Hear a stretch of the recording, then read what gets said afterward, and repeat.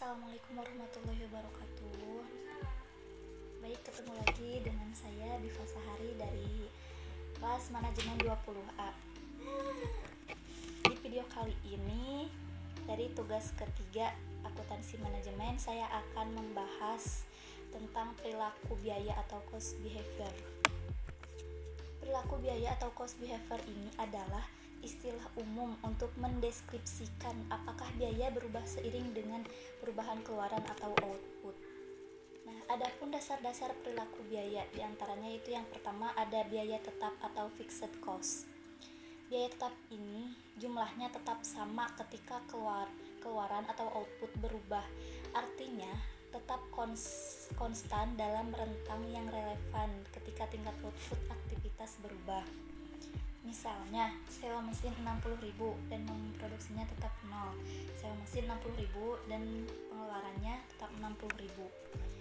Yang kedua yaitu ada biaya variabel atau variable cost. Nah, biaya variabel ini biaya yang dalam jumlah keseluruhan bervariasi secara proporsional terhadap perubahan output. Misalnya, biaya listrik 12.000 dan pengeluarannya 60.000. Yang selanjutnya yaitu ada biaya campuran atau mixed cost.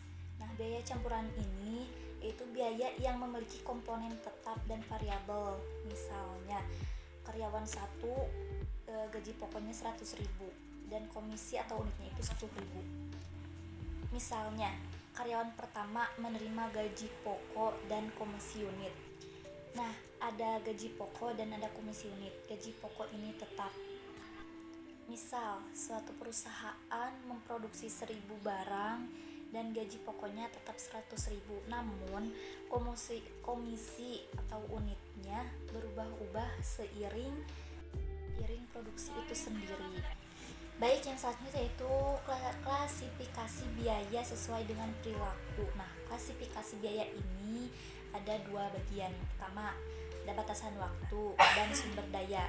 Nah, batasan waktu ini menurut ilmu ekonomi, dalam jangka panjang atau long run, semua biaya adalah variabel. Dalam jangka pendek atau short run, paling tidak satu biaya adalah tetap. Nah, adapun sumber daya dan ukuran keluaran. Setiap aktivitas memerlukan sumber daya untuk menyelesaikan tugas yang harus dilakukan. Sumber daya dapat meliputi bahan baku, energi atau bahan bakar, tenaga kerja, dan modal. Masukan ini digabungkan untuk memproduksi suatu keluaran. Yang selanjutnya ada model perilaku biaya. Nah, masukan ini ada bahan baku, energi, tenaga kerja, dan modal. Nah, masukan berupa bahan baku, energi, tenaga kerja, dan modal ini digabungkan untuk memproduksi suatu keluaran. Misalnya, aktivitas yang dilakukan adalah memindahkan bahan baku, maka keluaran dari aktivitas ini adalah bahan baku yang dipindahkan. Semakin banyak perpindahan yang dilakukan, maka semakin tinggi pula biaya perpindahannya. Baik, yang selanjutnya yaitu ada metode pemisahan biaya campuran. Nah, yang pertama ada metode tinggi rendah atau high low method. Nah, metode ini yaitu suatu metode untuk menentukan persamaan suatu garis lurus dengan terlebih dahulu memilih 2 titik atau titik tinggi dan titik rendah yang akan digunakan untuk menghitung parameter perpotongan dan kemiringan. Nah, titik tinggi didefinisikan sebagai titik dengan tingkat keluaran atau aktivitas tertinggi. Titik rendah didefinisikan sebagai titik dengan tingkat keluaran atau aktivitas terendah. Misalnya, biaya variabel per unit sama dengan perubahan biaya atau perubahan keluaran. Nah, yang selanjutnya biaya variabel per unit sama dengan biaya tinggi per biaya rendah atau keluaran tinggi per keluaran rendah. Dan biaya tetap sama dengan jumlah biaya titik tinggi atau biaya variabel per unit kali keluaran tinggi. Biaya tetap sama dengan jumlah biaya titik rendah per biaya variabel per unit kali keluaran rendah. Contoh ya, perusahaan Larson, titik tinggi adalah 500 jam penyetelan dengan biaya sebesar 3.750 atau 500 Titik rendah adalah 100 jam penyetelan dengan biaya sebesar 1 juta atau 100,1 juta.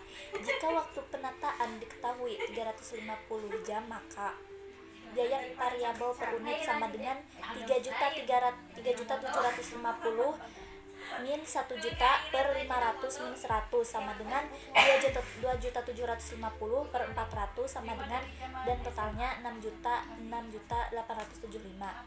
Biaya tetap sama dengan 3.750 min 6.875 kali 500 sama dengan 312,5.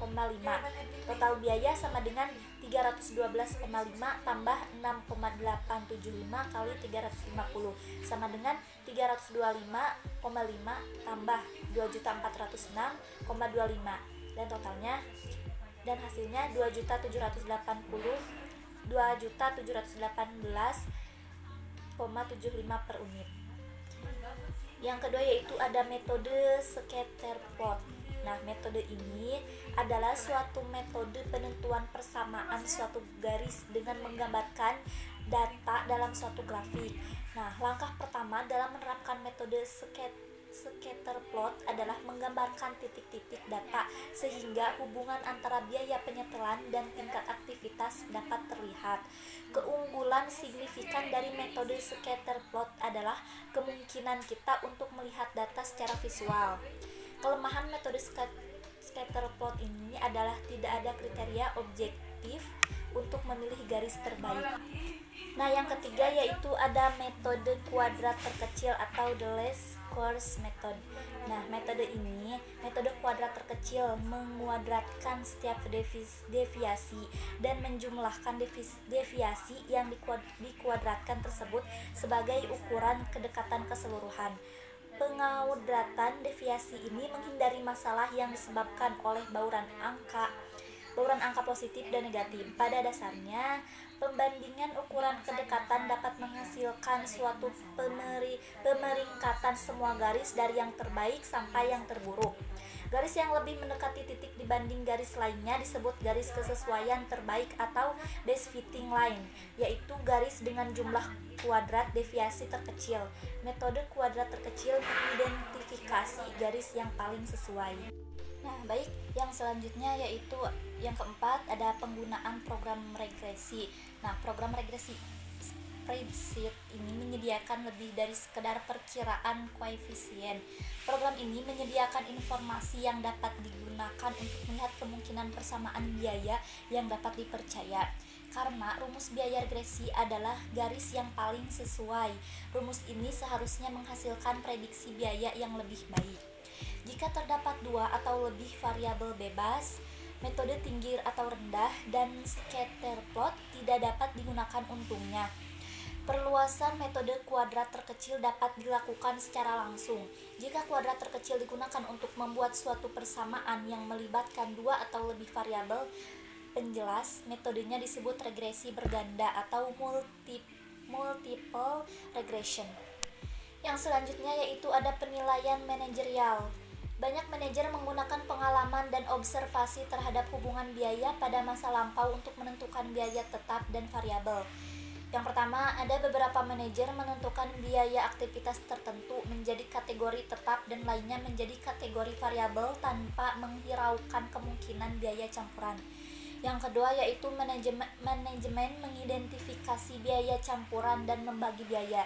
Yang ketiga, manajemen menggunakan pengalaman dan pertimbangan mereka untuk memperbaiki hasil estimasi statistik. Adapun keunggulan dari penggunaan pertimbangan manajerial untuk memisahkan biaya tetap dan variabel terletak pada kesederhanaannya. Saat manajer memiliki pengetahuan yang mendalam tentang perusahaan dan pola biayanya, metode ini dapat memberikan hasil yang baik. Nah, mungkin hanya itu materi kali ini yang dapat saya sampaikan. Kurang dan lebihnya mohon dimaafkan. Sekian, terima kasih. Wassalamualaikum warahmatullahi wabarakatuh.